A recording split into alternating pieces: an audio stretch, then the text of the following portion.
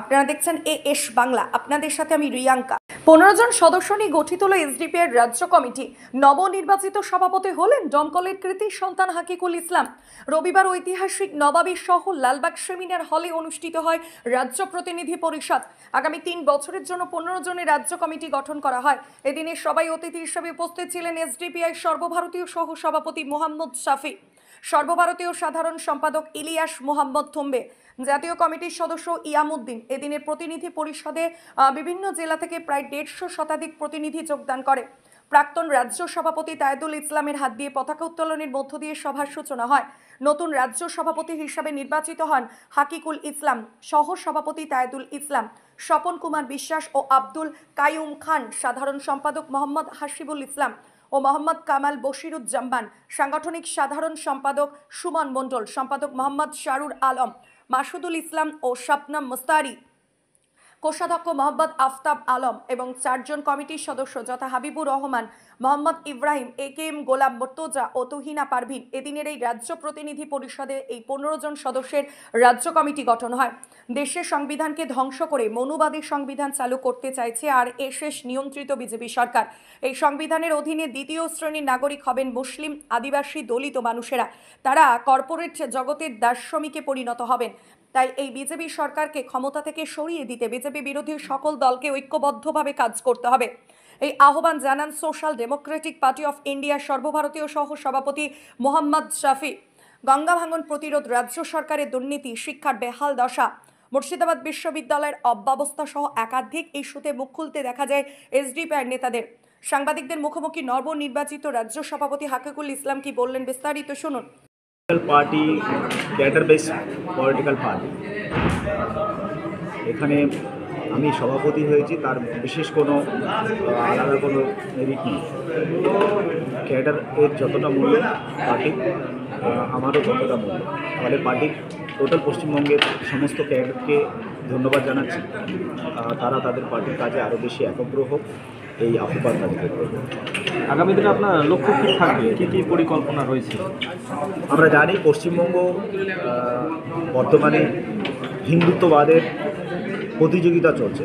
BJP যেমন উগ্র হিন্দুত্বর যে রাজনীতি করছে, মেরুকরণের যে রাজনীতি করছে, মানুষের মধ্যে বিভেদ তৈরি করে ভোট বাড়ানোর যে পলিটিক্স করছে, সেটা থেকে মানুষকে দূরে সরিয়ে সাম্প্রদায়িক সম্প্রীতির বাংলা তৈরি করা, ধর্মনিরপেক্ষ বাংলা তৈরি করা, বাংলায় সংবিধানের শাসন ফিরে আনা, আইনের শাসন ফিরে আনার জন্য পশ্চিমবঙ্গের জনগণকে নিয়ে আন্দোলন করা, মুভমেন্ট করা, পশ্চিমবঙ্গের জনগণকে সাথে নিয়ে পশ্চিমবঙ্গে আইনের শাসন প্রতিষ্ঠা করাই মূল লক্ষ্য।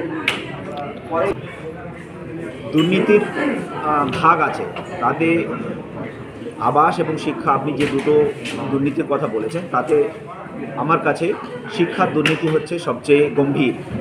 কারণ শিক্ষা ব্যবস্থায় যদি দুর্নীতি হয়, তাহলে আগামী প্রজন্ম পশ্চিমবঙ্গের যে ক্রিয়েটিভিটি সেটা ধ্বংস হবে, পশ্চিমবঙ্গের ফিউচার ধ্বংস হবে।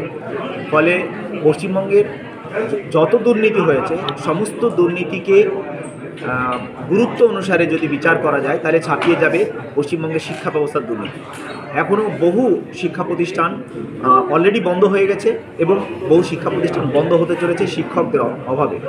ফলে সে দুর্নীতি বিষয়ে জনগণকে সচেতন হতে বলবো, পশ্চিমবঙ্গ সরকারকে বলবো অবশ্যই তারা যেন এই দুর্নীতিকে বন্ধ করে সত্যিকারের পশ্চিমবঙ্গে যে শিক্ষার পরিবেশ সেটাকে আরও বেশি ভালো করে, সমস্ত শিক্ষা প্রতিষ্ঠানে পর্যাপ্ত শিক্ষক নিয়োগ করে এবং শিক্ষার পরিবেশকে ফিরিয়ে আনে। হয়েছে একটা হচ্ছে মুর্শিদাবাদ যে কাটরা মসজিদ, তাতে 1988 সালে 24শে জুন যে 27 জন মানুষকে হত্যা করা হয়েছে, তাদের প্রতি সম্মান জানানো হয়েছে। পাশাপাশি শিক্ষা ব্যবস্থায় যে দুর্নীতি সেটাকে বন্ধ করার জন্য রেজুলেশন হয়েছে।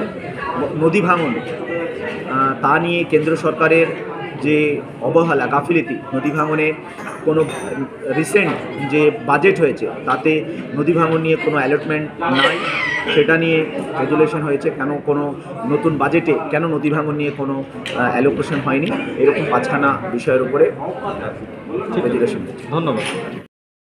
আমাদের এই দল social Democratic party of India কার্যকর হচ্ছে 3 বছরে। প্রতি 3 বছর পর পর সংগঠনের আভ্যন্তরীণ নির্বাচন হয়। এই 24-এ 3 বছরের টার্মটা শেষ হয়ে গেল। এই টার্ম শেষ হওয়ার পরে 2025 থেকে 2027 পর্যন্ত 3 বছরের জন্য একটা সাংগঠনিক নির্বাচন প্রক্রিয়া প্রায় শেষের দিকে।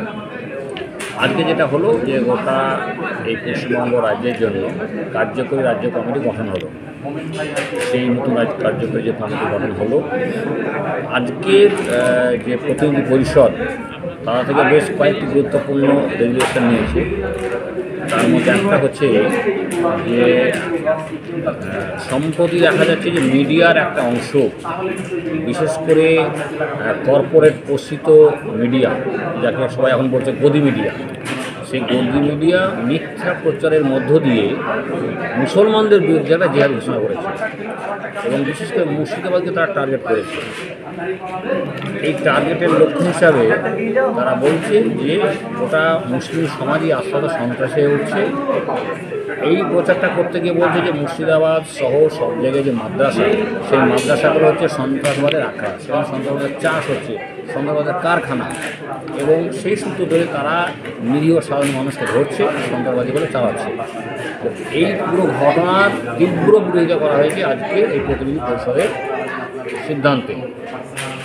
দ্বিতীয় আরেকটা বিষয় হয়েছে যে মুর্শিদাবাদ জেলায় যে মুর্শিদাবাদ বিশ্ববিদ্যালয় আছে, সে মুর্শিদাবাদ বিশ্ববিদ্যালয় তার জন্মলগ্ন থেকে পঙ্গু, হ্যান্ডিক্যাপ, মানে যখন সন্তান জন্ম হয় পঙ্গু হয়ে যে অবস্থা থাকে সেরকম অবস্থা। ফলে আজকের প্রতিনিধি পরিষদ খুব জোরালোভাবে এই দাবি তুলেছে যে মুর্শিদাবাদ বিশ্ববিদ্যালয়কে খুব দ্রুত পূর্ণাঙ্গ বিশ্ববিদ্যালয়ের দিকে নিয়ে যেতে হবে। অর্থাৎ তার নিজস্ব বিল্ডিং থাকবে, সেখানে স্থায়ী শিক্ষক থাকবেন এবং সেখানে অনেকগুলো বিষয় পড়ানো হবে ইত্যাদি। এবং সেই সাথে সাথে আমরা জানি যে মুর্শিদাবাদ জেলায় এখন পর্যন্ত কোনো সরকারি কলেজ নেই। সেই সরকারি কলেজ যাতে অন্তত একটা হয় মুর্শিদাবাদ জেলায়, সে দাবি আমরা জোরালোভাবে আজকে এই প্রতিনিধি পরিষদের মিটিংয়ে গ্রহণ করেছি। আমরা জানি যে বেশ কিছুদিন থেকে ভগবানগোলা ব্লকে একটা সরকারি কলেজ করার দাবি উঠেছে। সেই আন্দোলনের সাথে আমরা প্রথম থেকে আছি। আমরা চাইছি যে সরকার যদি ভবনগোলাতেও একটা সরকারি কলেজ করে, তাহলে আমি সেই আন্দোলনটাকে সমর্থন করি।